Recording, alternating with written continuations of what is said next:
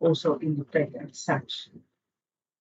If there's no questions on that item, I'm moving to item E263 on page 2814, the monthly reports with regards to supply chain management for September 2020. The recommendation is for Council to cognizant the items served in the financial services committee. Can I please have a proposal that Council take cognizance as such? Thank you, Madam Speaker. I will propose. Thank you very much, Councillor Meyer. Do I have a seconder? Second, Madam Speaker. Thank you very much, Councillor Furness. Councillor House, I see you like to proceed with your question. Thank you, Speaker. Speaker, I did also raise these questions and I did get replies, but the replies that I received actually never answered the question that I asked. It was regarding the objections to tenders that have been given in the municipality, which is one of the issues that hold up the awarding of tenders and thereby the budget expenditure and also service delivery. So it is one of the things that I look at quite specifically when the reports come through to us. This one in particular was the awarding of a contract for life-saving purposes. And there were two objectors to the awarding of the tender, the NSRI and the SA Coast Guards. Their objection was that one of the requirements was that whoever got the tender needed to be affiliated to LSA. That was the complaint. And I then asked regarding, because the report came back to us that the objection was not upheld and no reason why was given. So I then asked what was the reason why the objection was upheld. And I simply got a response that restated what was in the report, which I wouldn't have asked questions about if I felt it was sufficient. So my concern is, the question that I'm asking is, why did the municipality feel it was necessary that the person that got the contract had to be affiliated to a specific organization? Because that affiliation made it then exclusive or excluded other competitors. And that's my question, Speaker. If that could be answered, I'd appreciate it. Thank you so much. Thank you very much, Councillor House. Municipal Manager, can you're more than welcome to respond, but perhaps maybe we can also provide written response for the questions that Councillor House raised so that we can give the responsible person.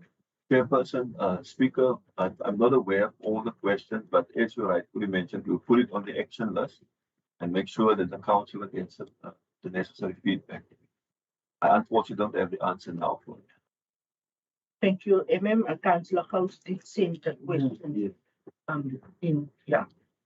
Councillor House, unless such that the information then be provided to you in the written response. Thank you very much. There's no other questions on the report. We then, yes, Councillor Dwyer, sorry I missed you. My sincere apologies. You may pose a question. Thank you, Madam Speaker. With regard the meeting that we had on 9th of November, I raised that there were 5 tenders that does not appear at the procurement of municipality website. I did write the email to CFO and he responded. But still those, I did check again in the morning, those tenders still does not appear in the website.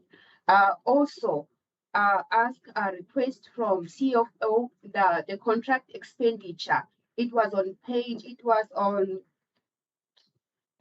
25 to page 30. The column that was not clear, I requested to CFO because we're taking cognizance.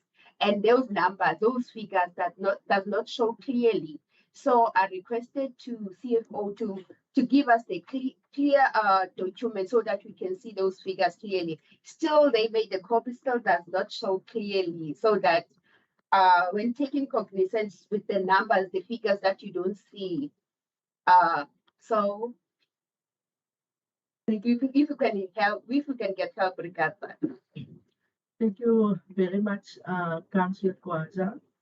Municipal Manager, we also putting that on the action list, and then we'll take note of those 2 requests, and then rule that information be provided as such. You comfortable, Councillor Gwaza?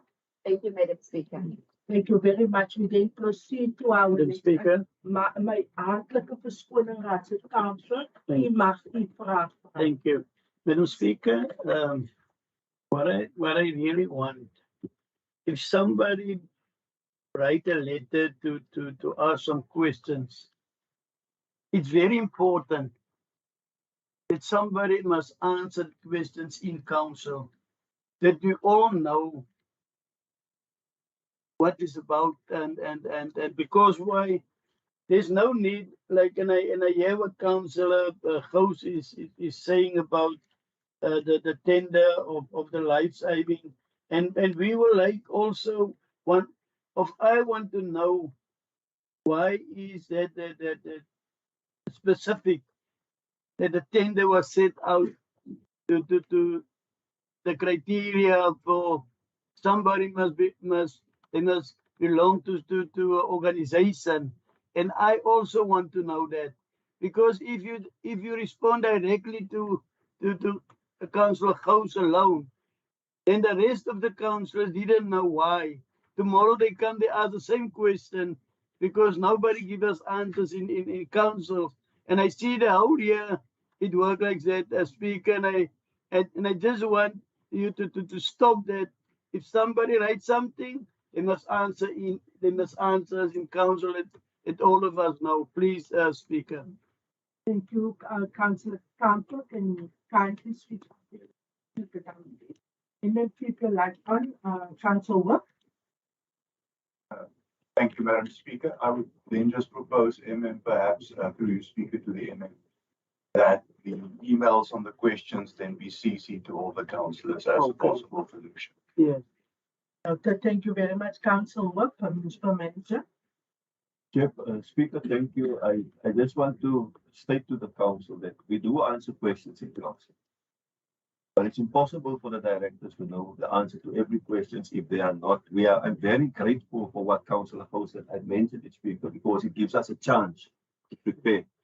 There are other councillors also who come into our office, lots of them, and they ask questions and we give them the answer.